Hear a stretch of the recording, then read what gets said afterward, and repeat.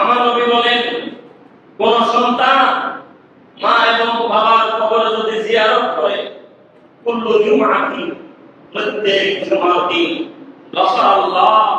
আল্লাহ তাআলা ওই সন্তানের সমস্ত গুনাহ মাফ করে দেন।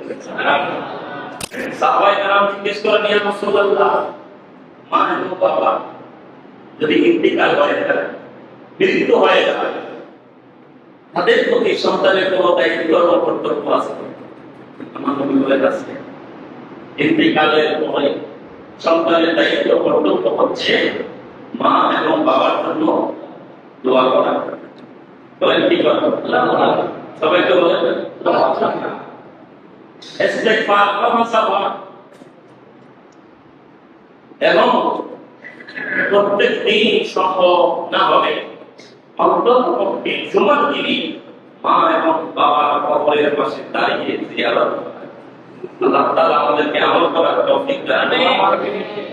এখন তো এমন কথা শুরু হয়ে গেছে, বলতেছে কবরস্থানে গেলে কোনো কিছু করার দরকার নাই। আছে না নাই?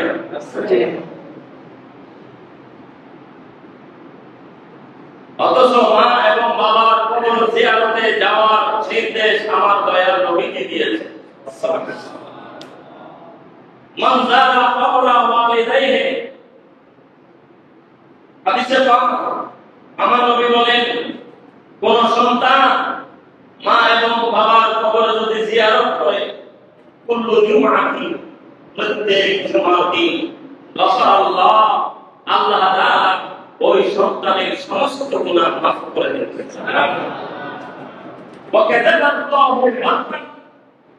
আমার নবী বলেন, ওই সন্তানকে আল্লাহ তাআলা নেককার, সৎ, পরহেজগার সন্তান হিসেবে আল্লাহর দরবারে কবুল করে নেবেন।